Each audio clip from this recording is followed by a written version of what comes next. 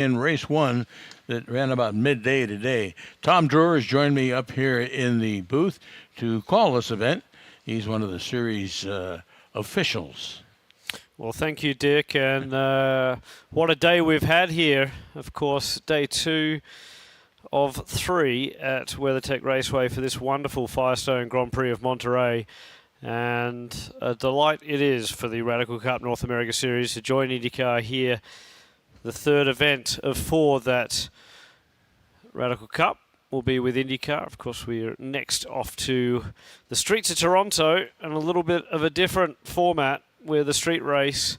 Of course, this is more of a traditional track, but with the gravel traps that surround this circuit, you certainly have to stay within the white lines. The cars are trundling down pit lane, and I believe again we'll be after 2 pace laps. And can I tell you, the points championship, we entered this event just starting the second half of the season. Of course, after race 1 this morning, everything got turned on its head. Nick D'Orlando is now back in the lead of the Pro 1500 Championship. He's leapfrogged Jordan Missig by just 3 points. And it's the same story in Pro 1340. Going into this weekend, it was Suelio Almeida who had a slim margin over Chris McMurray. It's just gone the other way. McMurray back ahead again by 3 points over Suelio Almeida. So everything is up to play for. These championships are going to go down to the wire. 3 classes, and the Platinum class designated by the yellow on the rear wing. And, of course, they feature the SR10 machines, the big brother of the very, very popular Radical SR3. The SR10 is powered by a EcoBoost engine, a 430 brake horsepower engine. The SR3s are featured in the Pro 1500 and 1340 classes. 1500 designated by the Dayglow red on the rear wings. And 1500 means 1500 cc's. Those engines effectively a motorcycle-derived engine, but all rebuilt by Radical in the UK. And a very, very exotic power plant in the end, revving over 10,000 RPM. Of course, a integral 6-speed sequential gearbox, paddle shift. So the SR3 is a very sophisticated machine. And Pro 1340, a slightly smaller engine, 1340cc version of the SR3 machine, and that's designated by the green on the rear wing. We'll take you through the grid from the back, and it's Kenny Nail and Amit Patel who will start from row 14. In row 13, it's Keith McGovern who will start alongside Brian Antolin, the 25th spot on the grid. Arul Venkatesh will start from 24th alongside Evan Wolf. And then we're up to row 11. It's Richard McDougall, an Aussie, starting alongside Ben Blander from the Chicago area. In position 20, Jeff Ramsey, one of our local competitors, and a number of Californians on the grid this weekend joining the typical races for this series. He'll start from position 20 in the 115 alongside Blake McGovern. McGovern was very quick and on the podium in the Pro 1340 class this morning. Mike Anzaldi got turned around, but he'll try and make amends in this one. He'll start from row 9 alongside Suelio Almeida, who charged up through the field, but he couldn't eclipse Chris McMurray, who took the win and has also taken the pole in Pro 1340 for this one. He'll start from row 8 in position 16. Austin Riley will start 15th. Corey Nouveau in 14th alongside Steve Jenks, and Steve Jenks was our gold class winner, a subclass of Pro 1500 for the slightly older drivers in the field. Jack Yang will start from row 6 in position 12 alongside Spencer Schmidt. In position 10, it's going to be Matt Roma, who starts alongside Evan Slater, who took his first win this morning. An impressive debut win for him, and he will start from 9th. Greg Gorski in the 24 machine will start from the 4th row of the grid alongside Louis Schreiber. And those are Platinum class cars. And again, we've got a lot of intermingling between the classes this weekend. Jordan Missig, who was on for a win earlier this morning will start from the third row alongside Wayne Williams. Nick D'Orlando was our winner in Pro 1500. He'll start from fourth alongside Chip Roma in the number 5 machine. And it's Clint Field and John Field on the front row in the Platinum Class cars. John Field taking the win this morning. 14 rows, 28 cars. We'll take the green flag. So we are waiting here, and if you've joined us on the live stream around the world, we're just going to bring you pictures shortly, but we're waiting here for the green, and the team's anxious in pit lane. You can hear the cars trundling down the backside of the hill, and here they are on to the main straight now. The race director said he would hold the flag for a long time, and here we go, side by side, very slowly down. John Field leading the pack, and they look good. Picture perfect formation for the Radical Cup North America Series, and they're already 3 wide, and it looks like Evan Slater just got jumped a little bit there as they head down into turn 1. Of course, nearly 30 cars in this field, and it's going to be interesting to see what happens here. So they come into turn 3, and already we've got someone on the dirt, and a little bit of dust flicked up, but so far it appears so good. So the field now starting to climb the huge hill here at WeatherTech Raceway, and jostling for position as the 115 machine has trundled through pit lane. So a late start there for Jeff Ramsey in the Platinum class. And so far so good for the rest of the field. John Field, we'll see if he's capitalised on his pole position. Clint Field will want to take a race win away. We've just joined on board with McGovern, and that's Blake McGovern, who's further back in the pack, and you can see here drivers around him jostling for position. I think that's Evan Wolf in front of him, a teammate. So cars hanging out wide around turn 5 as they headed up the hill for the first time, and coming down to complete lap 1, it's John Field who's in the lead, the 37, with Clint Field behind. Wayne Williams is in the mix. Jordan Missig is in front, it would appear, of the Pro 1500s. Evan Slater tucked up behind him with Greg Gorski in the midst. Nick D'Orlando's been shuffled back to 4th position. Spencer Schmidt finds himself in a podium position early on. And you can see there that the cars are running line to stern early in this race. No commotion, and nice to see some green flag racing here from the Radical Cup North America Series. We're back on board, if you're watching along on the live stream, with McGovern, and a couple of seconds delayed, so down into turn 1 he takes a very different line, and very keen to see how this battle plays out in Pro 1500 along with 1340. Just go back and have a look, and it's Chris McMurray who has capitalised on a good strong start. Blake McGovern currently runs in 2nd outright. It's Evan Wolf who's 3rd, so Blake has leapfrogged Evan in that first lap. John Field now crossing the line.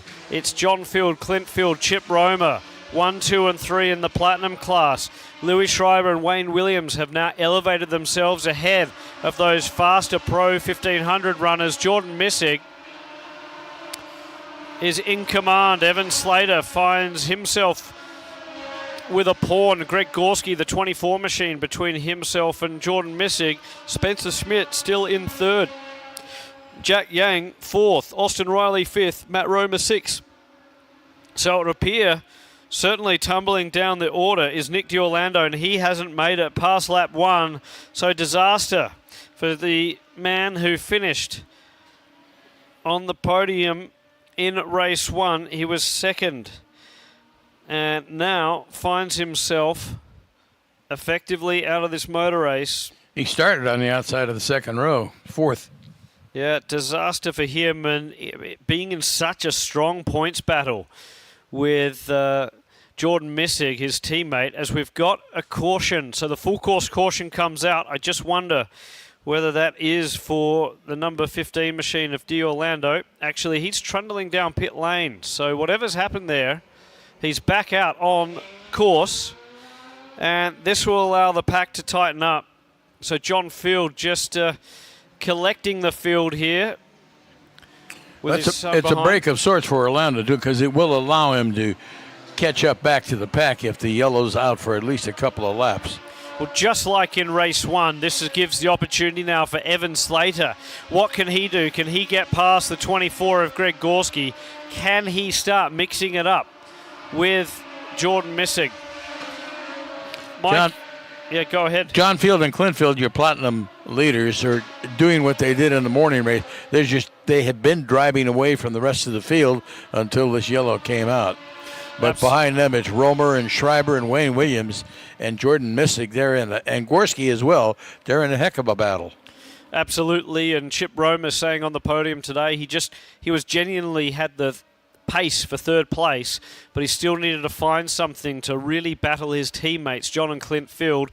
Of course, it really is an amazing scene underneath that One Motorsports tent.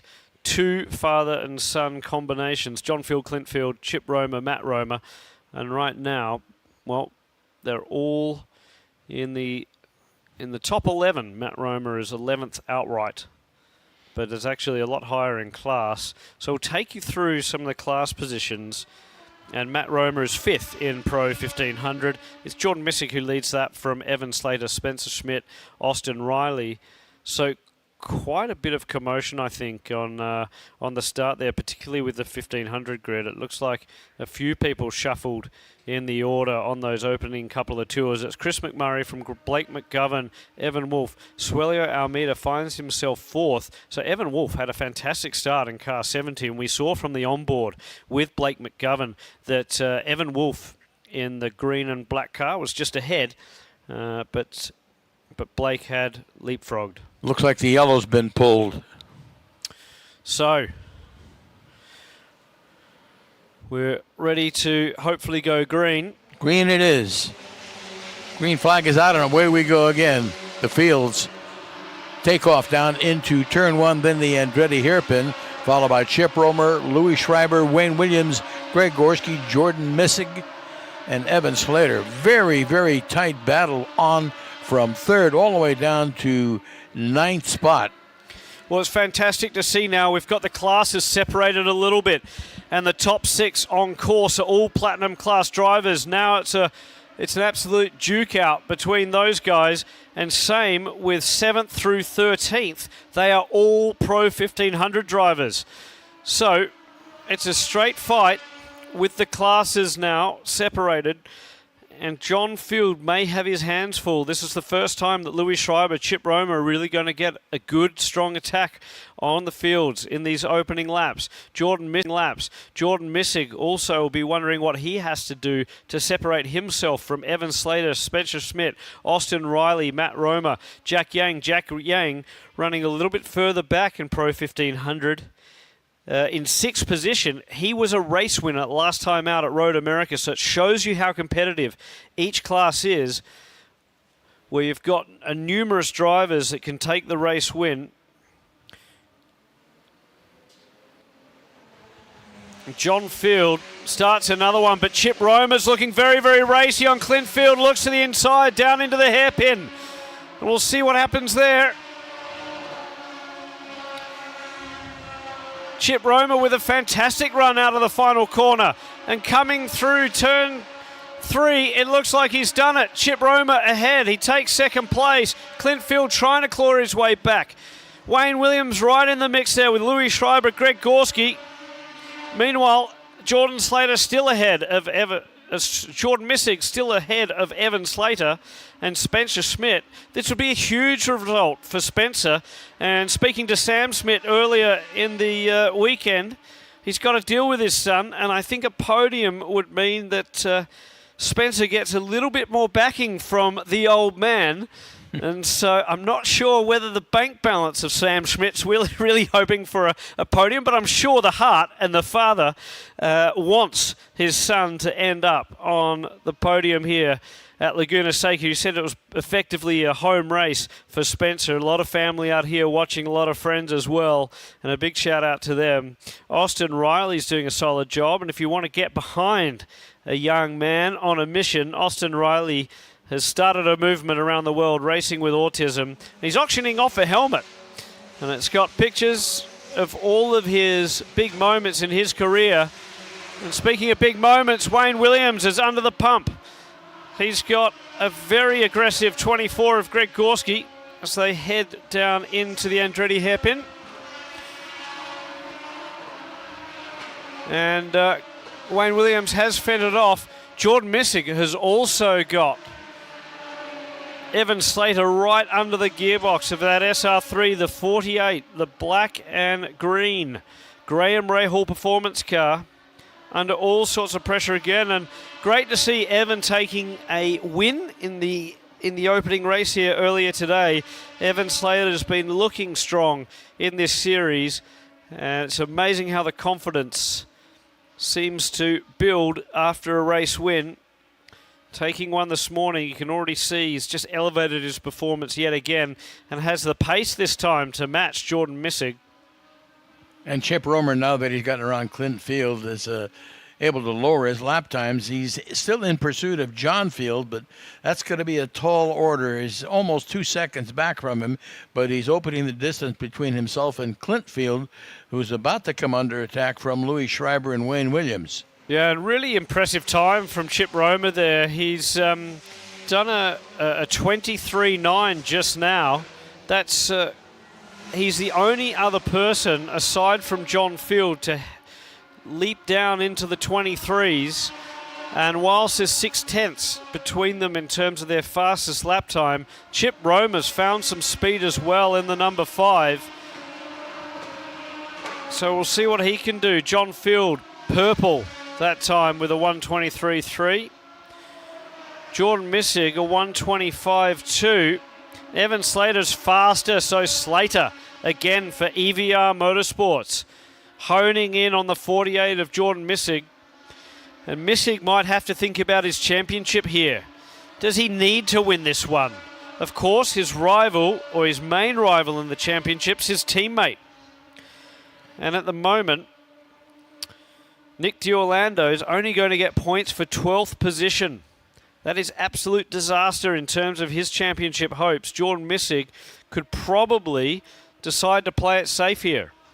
And Louis Schreiber is closing in on Clint Field. We'll check the gap the next time by, but he's battling for a podium position finish. Indeed, and speaking of podium position finishes, Suelio Almeida is now 3rd, Blake McGovern 2nd, and Chris McMurray is 1st in Pro 1340. So Suelio Almeida is doing a solid job. We'll wait for him as they streak past the main straight and the commentary booth. Apologies for those that are watching on the live stream. Only limited cameras this evening. And we'll bring you the best coverage we can. Suelio Almeida's really closing in on Blake McGovern. I can tell you that as they went down into the Andretti hairpin, Suelio Almeida was definitely gaining and looks pretty strong behind McGovern, who's got his hands full. And Schreiber has got his foot to the floor as he has now joined John Field and Chip Romer in the 123s. Interesting. So all of a sudden, the Hankook tyres have come alive on some of these cars. Now, what was the tyre strategy? Did some people elect to put on fresh rubber for this race? Maybe Louis Schreiber did, and that's why we're seeing a little bit more performance from the 111 as opposed to the others. Perhaps Chip Romer did the same. The drivers get to have 8 tyres from qualifying. They can use them whenever. John Field's just started another one. He's just gone even faster, a 1:23.1. Chip Romer, a 1:23.7. So the times continue to tumble. Drivers pushing hard. Wayne Williams is under pressure again from Greg Gorski, but is doing a solid job running 5th in class and 5th outright. We'll see where Jordan Missig and Evan Slater is as they come around turn 3. Slater tucked up underneath the gearbox again. And now Missig has Gorski ahead of him. The interplay between the classes, again, could decide the fate of the Pro 1500 class. In 1340, Chris McMurray still has a solid lead. He's got a couple of cars between himself and Blake McGovern, who again is under pressure from the sim racer, Swelio Almeida. And Swelio certainly discovered all of the challenges of motorsport this weekend. The real world struggles, if you will, of having a clutch issue, no fault of his own, meant he had very little running here. He'd never seen this racetrack in the flesh before this weekend. Frustrated to sit out on the sidelines of practice 1 and 2. Didn't get any laps in qualifying either, and had to go into the race effectively blind. So Louis Schreiber looking pretty solid on Clint Field again. Clint Field just doesn't seem to have the pace down the front straightaway.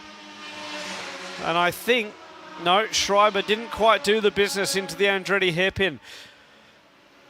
So Clint Field has survived. Greg Gorski has just stretched his legs over Jordan Missig, but Missig still with mirrors full of Evan Slater. Further back, a great battle between Spencer Schmidt and a young man from Canada, Austin Riley, who has Jack Yang breathing down his neck. Jack Yang also in that fight. Steve Jenks as well. So the 2 Group A cars doing a solid job in this one.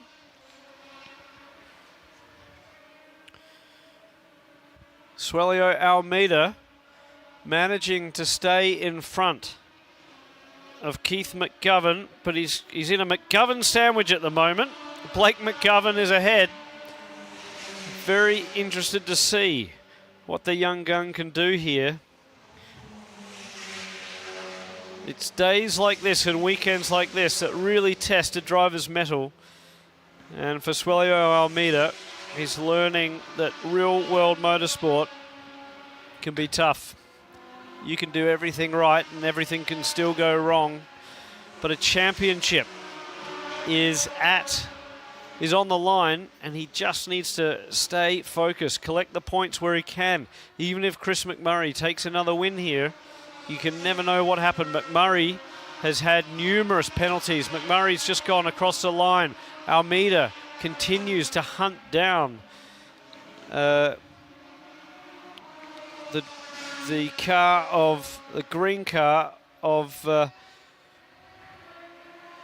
young McGovern, Blake McGovern, and it seems like Swelio Almeida has a really, really strong run out of the exit of turn 2. Another one racing pretty well this time is Mike Anzaldi. He, of course, got turned around in race 1 here earlier today, and Anzaldi 4th, just 1 place off the podium in Pro 1340. When shrugged his shoulders on the grid, he said, look, that's motorsport. I got turned around last weekend, or 2 weekends ago at Road America. I put myself in the wall. These things happen. It's motorsport. And Louis Schreiber has gone past the line there, passing some traffic, I think. So Chip Romer has certainly found some pace.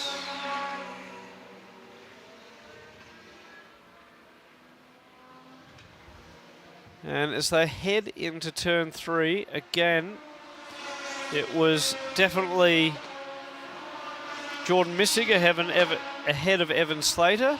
Matt Romer's in there as well. It's still Austin Riley behind Spencer Schmidt. So Spencer holding down 4th. but Matt Roma has eclipsed him. So at some point there, with a full course caution coming out yet again, Matt Roma has get ahead of Spencer Schmidt. He's been relegated just off the podium. And Spencer's so close, getting so close each time. He needs to find a little bit more pace and a bit more consistency. Of course, he's had hardly any running in a motor car and really jumped into the deep end, jumping into the Radical Cup Series, and it's doing a fantastic job in his rookie year. So many of these drivers jumping in for the first time to true national competition. So the full course caution is out. I think they pull a flag. I think we're going to get ready to go green. I don't know if the pace car came out. I did not see it, but the yellow flags have been withdrawn from the starters stand at start finish, and green flag. We're back to green. Yeah, John Field eclipsing the field again, and the green flag flies. So the safety crew is doing a great job at getting cars extracted off this racetrack. So we'll take you through the order. It's John Field from Clintfield. Louis Schreiber sits third. Chip Romer's just off the podium in the Platinum class. Jordan Missig leads Pro 1500 from Evan Slater. Matt Roma. Wayne Williams is in that mix, but it's Spencer Schmidt who's fourth, and Austin Riley rounds out the top five in Pro 1500. And in Pro 1340, Chris McMurray from Blake McGovern, who's still fending off the hard-charging Suelio Almeida. Mike Anzaldi in fourth. And it's Ben Blander who's stepped up to fifth place. Is D'Orlando still running? Is he at the back of the field, or is he caught up to it and passed some cars? So D'Orlando has made a couple of positions up. He's in 10th place, so just chipping away any position he can gain now. Very, very important for the championship hopes. Of course, you never know with so many races left to go. It could easily be Jordan Missig or Evan Slater or someone else that has the misfortune in the next race. So he's in 10th place. That'd be 10th in class. 10th in class, that's correct. So Louis Schreiber looking like he's charging hard. John Field just did a 1:23.1 and has definitely gapped his son, who's now got two cars behind him. So Chip Rome has fallen back a little bit. And we've had a change of lead in the Pro 1500 class. Evan Slater is back ahead of Jordan Missig. And when I say back ahead, of course, he took the win in race one here. So Evan Slater looking to make it a double in Pro 1500. And wow, how he has come alive. A race win, turning the wick up. And now Evan Slater looking like he's certainly got what it takes to really push and test the Graham Rahal performance drivers. They had it so, well, not easy, but they'd certainly cleaned up the competition in rounds 1 and 2. In round 3 at Road America, all of a sudden, someone else got a breakthrough win in Jack Yang for Group A Racing. But all of a sudden, the field has come back, and we're seeing a bit more competition at the pointy end of Pro 1500. Still plenty of time left. It's a 40-minute race. We're past the midpoint. We've got a little over 17 minutes left before the checkered flag waves. Austin Riley has moved into 4th position. So Spencer Schmidt, something's happened to Spencer Schmidt. He's tumbled down the order yet again. Behind Jack Yang now, just ahead of Steve Jenks.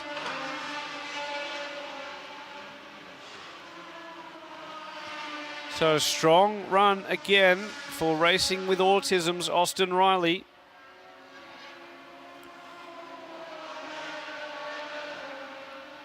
And it looks to me like Suelio Almeida can't do anything about the pace of Blake McGovern.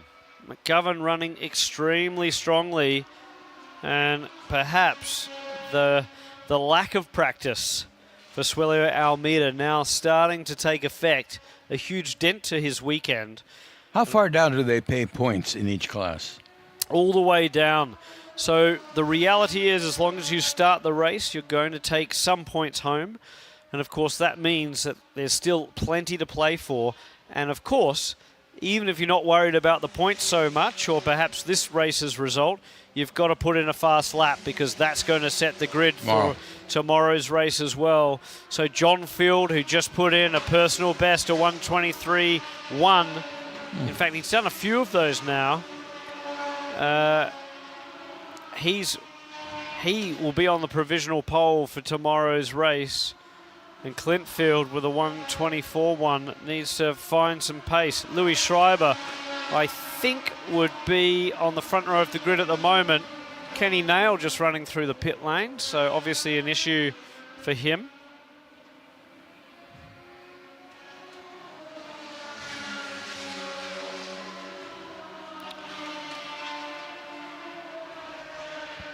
So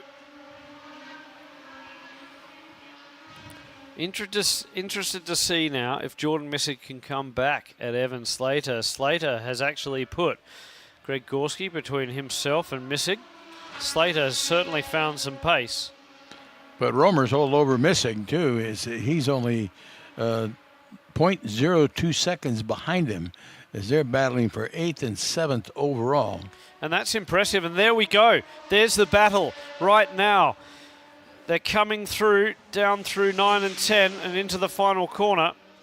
And Missig, as you mentioned, has got Matt Roma all over the rear end of that SR3 machine. And could Missig also have an issue? Certainly, Matt Roma has found plenty of pace. This is exciting stuff. It's amazing how the tide can change in the Radical Cup Series, and all of a sudden the front runners, the guys that are leading the championship battle, the people that you think are a shoo-in for a race win, find themselves in the thick of it. The competition is just so strong. There really are so many drivers that could take a race win, and Matt Roma now finds himself on for a podium here at WeatherTech Raceway. I'm looking to see if Orlando's going to pop up on our screen, but he hasn't worked his way far enough up into the field. Blake McGovern has now fallen back into the clutches of Suelio Almeida. So through turn 3, we just saw the flash of green with the flash of black and gold behind. And here we are, the leaders now coming through to start another one. And you can see how hard Evan Slater's pushing in that black and gold car. In fact, he's really checked out. There's nothing that Greg Gorski can do in the 24, even though he's got nearly double the horsepower in the back of that SR10 machine. As Louis Schreiber's looking pretty racy on Clint Field as well. So he might spoil the 1-2 finish for the Field family. But Evan Slater looking spectacular out there in the 35 machine. And Romer and Missig still hard at it. Missig is in front. Romer challenging, trying to find a way around him, but so far unable to do so. And it just looks like Matt Roma has just fallen back off the gearbox of Missig. A couple laps ago, it was the other way around. So perhaps Missig having a moment, just settling himself down and refocusing. Chris McMurray still leads Pro 1340. Blake McGovern with Suelio Almeida behind.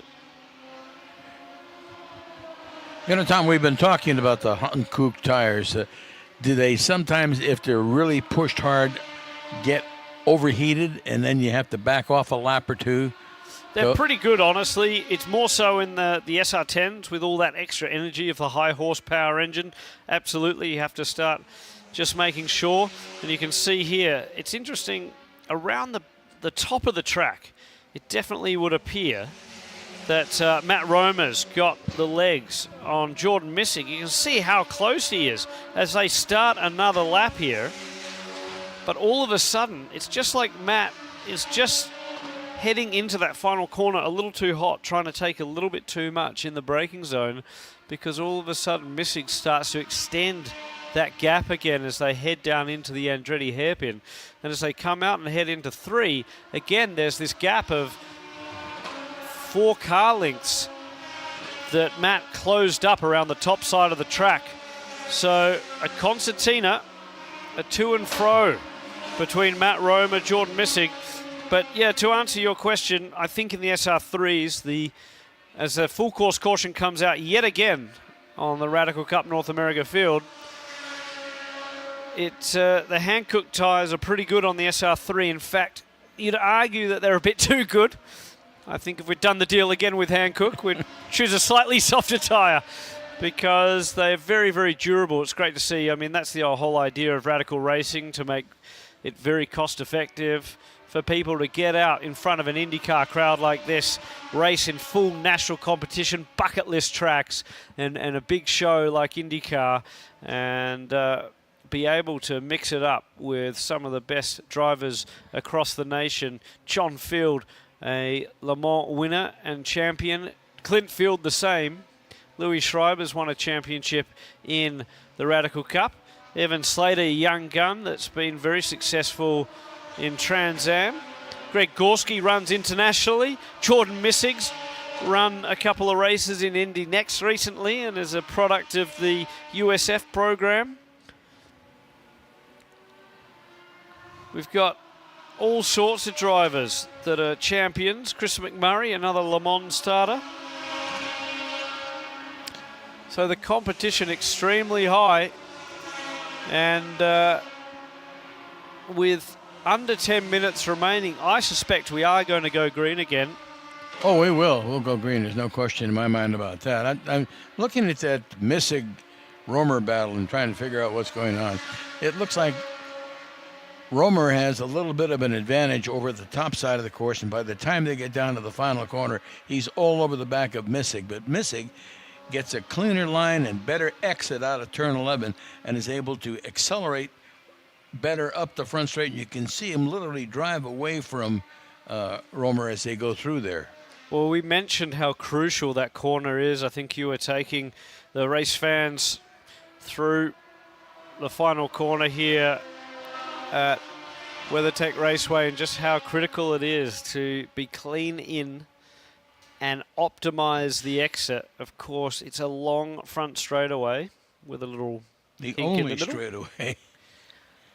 And after being just at Road America, I think straightaways are perhaps not the right terminology. No, no. Of course, the kink there and the small left-hander after the famous kink before you get into Canada Corner. There's another little turn in the road as you head down into turn 5 there.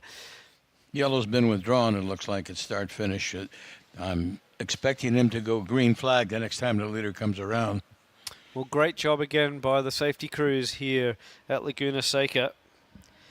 And here we are. And Clintfield just can't shake Louis Schreiber. He can't. And we'll see what happens here. Jordan Missig is coming down the front straightaway. It is green, green, green again. And it looks like Suelio Almeida has popped out. Where's Evan Slater? Where's Jordan Missig? Slater was ahead as they crossed the line. But as they head down into 3, who will come out in front? And it is Slater still from Missig, who, as you pointed out, has a mirrorful of Matt Roma. Spencer Schmidt is in the thick of it too. Corey Nouveau, Jack Yang, they're all line astern. This is fantastic racing to finish off race 2 here of the Radical Cup North America Series at WeatherTech Raceway. And the 4 front runners, all in the Platinum class. The next drivers, 5 through 11, all in the 1500 class. And Orlando has joined that group. He's now 7th in Pro 1500, 11th overall, and he's all over Jack Yang and trying to move up one more position in that class. I tell you what, never count out a D. Orlando. That's what I've discovered. Every time that kid has a bit of adversity, he seems to just dig deeper and deeper and deeper, and always seems to find his way back through the field. Nick D'Orlando doing a sterling job after whatever mishap happened earlier in the race. So John Field starts another one. Clint Field in the mix. Louis Schreiber right there as well.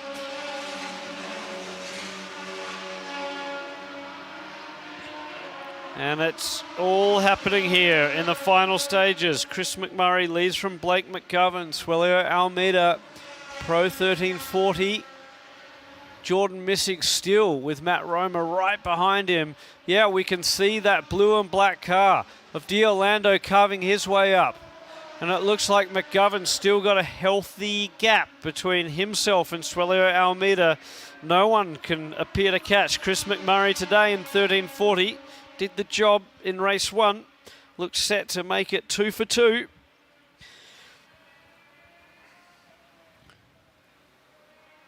But this battle, if you're around this racetrack, there's a few to look out for. It's John Field against Clinfield, Louis Schreiber, Greg Gorski.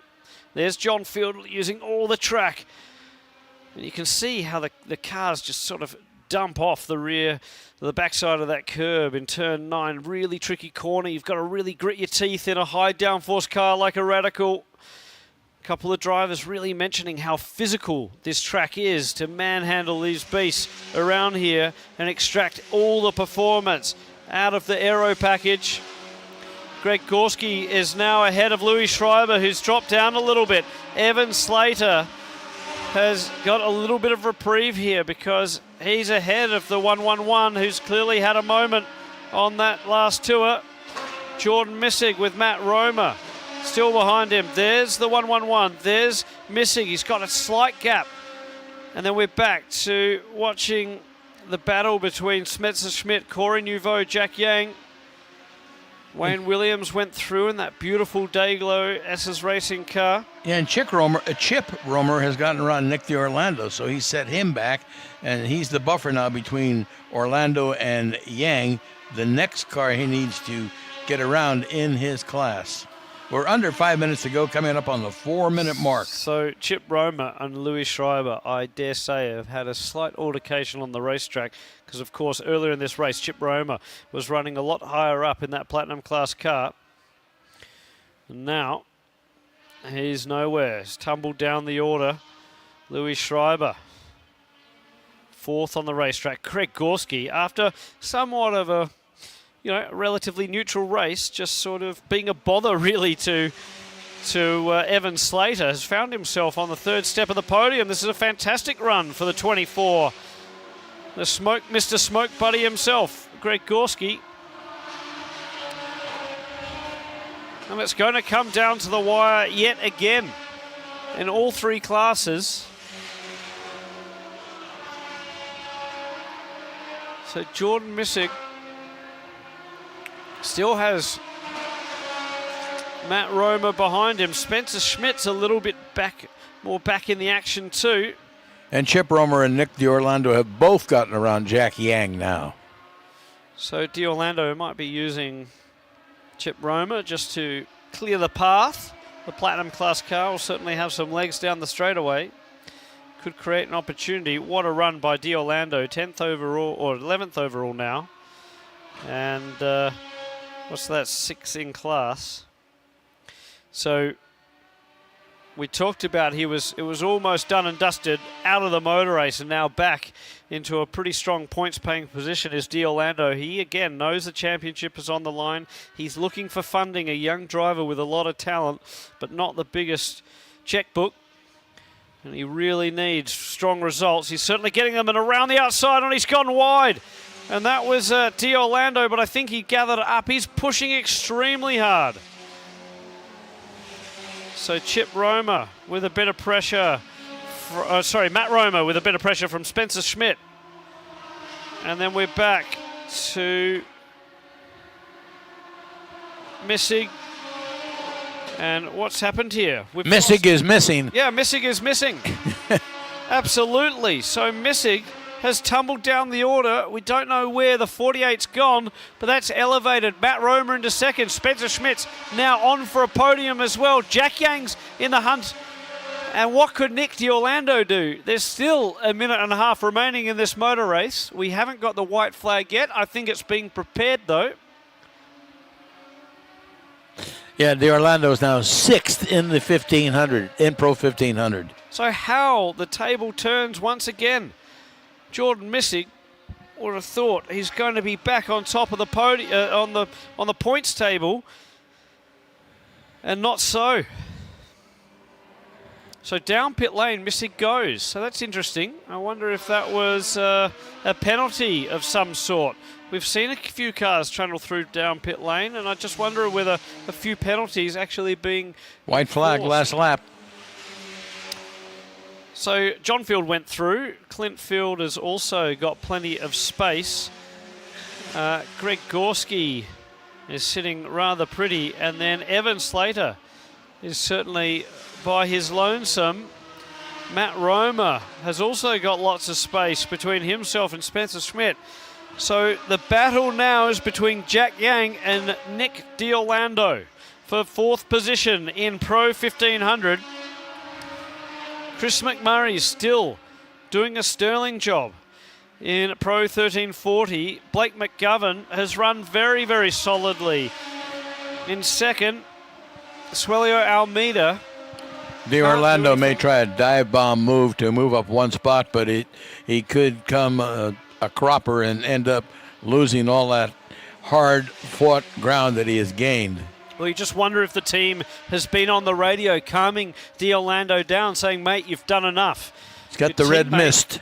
Yeah, but your teammates out of this one, you can just bring it home from here, collect the points, move ahead in the championship and move on to race 3 tomorrow morning. Of course, it might be a bit harder to keep the young kid calm.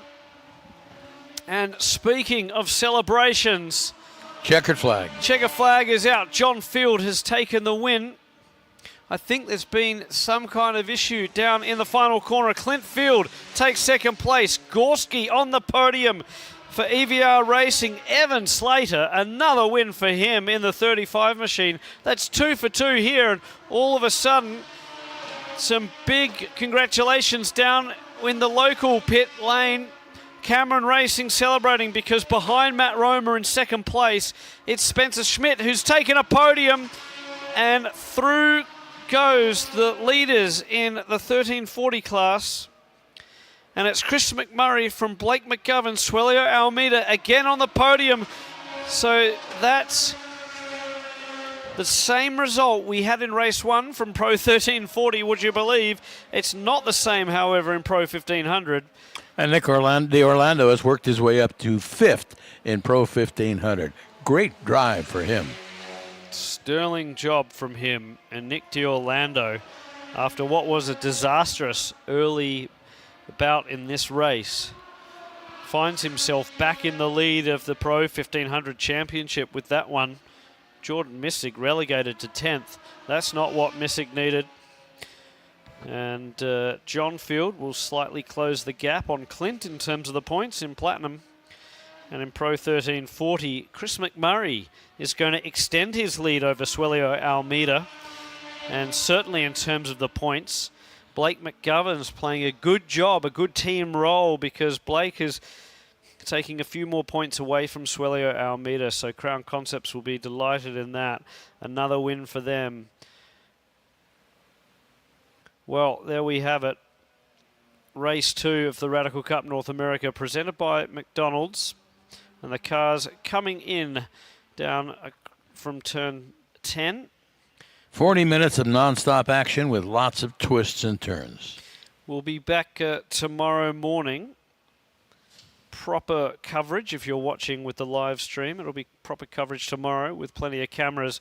So join us from around the world. But right now, we're going to go down to the podium and celebrate these guys. And again, fantastic job from Evan Slater. What a day he's had. 2 wins from 2 in Pro 1500. We'll join all of the gentlemen down on the podium. Come on down and we'll spray some champagne and celebrate the victors in the Radical Cup North America. Tom Dreher, thank you very much, and we look forward to seeing you tomorrow morning at 10:45 when race 3 for the Radical Cup gets underway here at WeatherTech Raceway, Laguna Seca. So that concludes the on-track racing action for Saturday, day 2 of the Firestone Grand